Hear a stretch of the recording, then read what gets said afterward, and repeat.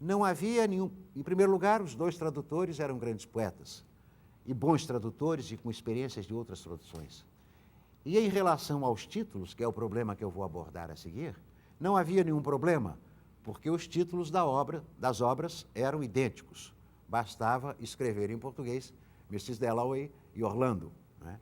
Como é o caso de Madame Bovary, ou Ana Karenina, ou outros romances cujos títulos são nomes próprios. Mas estes dois livros de Virginia não tiveram sequência imediata no Brasil.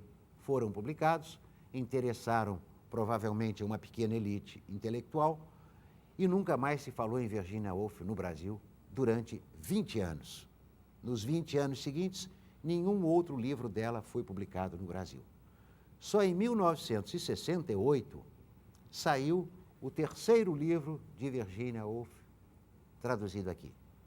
To the Lighthouse saiu publicado como O Farol.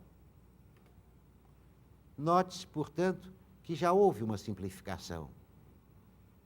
O título foi simplificado e tornou-se menos expressivo.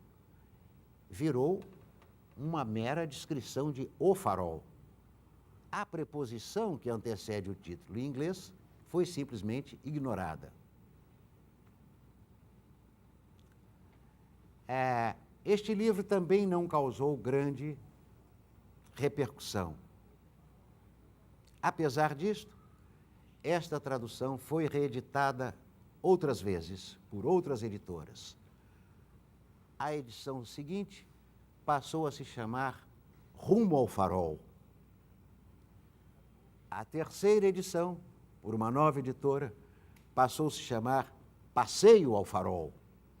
Portanto, ninguém ainda tinha acertado com o título em português daquele primeiro romance, daquele romance, não é o primeiro dela, eu já estou pensando no seguinte, daquele romance publicado em 68 no Brasil. Só em 1993, quando saiu a quarta edição da mesma tradução de 68, alguém, não sei se a própria tradutora, ou se alguém na editora que então publicou este livro, se deu conta de que o título ainda não tinha sido traduzido adequadamente. Nem era O Farol, nem era Rumo ao Farol, nem era Passeio ao Farol. Era Ao Farol. Simplíssimo, absolutamente fiel ao original. Mas poderia causar estranheza, por exemplo, no setor de vendas da editora. Ele disse, Ao Farol, um vendedor de livros, que é uma pessoa útil dentro da nossa profissão, na escala de trabalho que nos irmana. Mas uma pessoa podia estranhar, Ao Farol? Não seria melhor dizer O Farol? Não, diz o tradutor coerente, porque é Ao Farol que está no original. Nós não temos o direito de modificar, nós não temos o direito de simplificar, sobretudo se se trata de um escritor que complica, que é o caso de Virginia Woolf. Bem, por volta de 1970, Virginia se torna uma espécie de padroeira do movimento intelectual feminista nos Estados Unidos. E daí, a partir deste momento, que ela ressurge mundialmente. A peça do Edward Albee, Quem Tem Medo de Virginia Woolf, logo depois adaptada para o cinema, transformou o nome de Virginia numa coisa meio mítica. E, na Universidade Americana, começam a se suceder as teses sobre esta autora tão merecedora de teses e tão incentivadora de teses pela qualidade muito especial, muito complicada de tudo que ela escreveu. E então, por volta de 1980, há uma retomada de Virginia Woolf no Brasil. Começam a sair vários livros por diferentes editoras. Um deles é o primeiro romance de Virginia Woolf, que se intitula no original The Voyage Out. Voyage é a palavra voyage que os ingleses e americanos pronunciam à sua moda, voyage. Este livro, publicado no começo dos anos 80, saiu como A Viagem. Ou seja, fez-se o mesmo que tinham feito em 68 com Ao Farol. Esqueceram que havia uma preposição depois do substantivo. Não é A Viagem. A Viagem é um título banal. É The Voyage Out. Assim como não era O Farol, era Ao Farol. Este título não foi modificado até hoje. The Voyage Out continua a circular no Brasil como um romance de Virginia Woolf intitulado A Viagem. Este título no original é tão importante, diz tanto, que neste livro de Lyndon Pitch, um dos muitos, numerosos, milhares de especialistas em Virginia Woolf da língua inglesa, este livro dedica umas 10 páginas em torno desta preposição out, que foi suprimida no título brasileiro, The Voyage Out. E Lyndon Pitch, que é professor na Universidade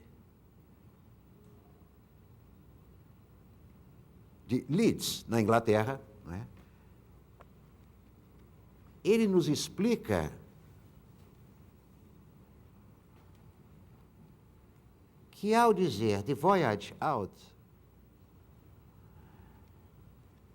Virginia queria indicar, é bom fazer um lembrete, que não sei se todos conhecem a palavra voyage na sua verdadeira significação em inglês. Voyage é quase hoje uma palavra em desuso em inglês. Referia-se, basicamente, a viagens longas por mar. Na época, não se viajava de avião, todas as viagens internacionais eram marítimas, não é? E a voyage out seria uma viagem de mar longínqua para fora do país. É difícil o título de traduzir, de fato. É complicado, não é fácil.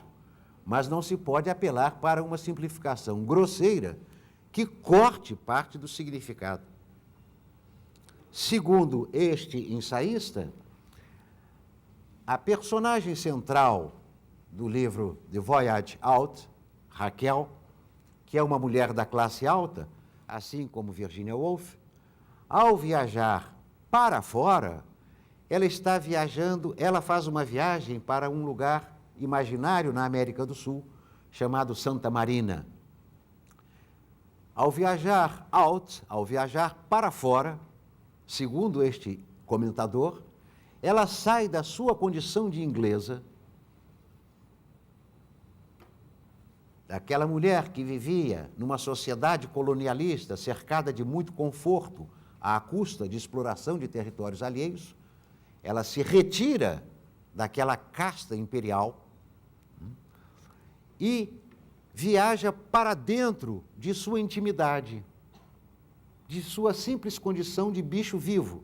Já não é mais parte do império, é ela num diálogo com a sua sexualidade, com o seu espírito, com os seus problemas pessoais de qualquer pessoa comum. Esta é a explicação que nos dá este ensaísta. Do meu ponto de vista como tradutor, eu apenas espero que algum dia alguma editora, não é, se dê conta de que este título foi podado e que ele precisa ser restaurado, como se fez depois de cerca de 30 anos, se fez com Ao Farol, que nós já podemos mencionar assim. Pode parecer um detalhe insignificante este que eu estou lançando para começo de conversa. Não é, porque se procede assim no título, que é o maior problema que o tradutor encontra, porque muitas vezes ele terá que traduzir o livro inteiro para saber como é que ele vai fechar o título, não é? Que é a marca do produto, que é a coisa mais identificadora da tradução pronta. Não é um detalhe insignificante, porque há um outro livro de Virginia Woolf que circula no Brasil e que também está com o título errado.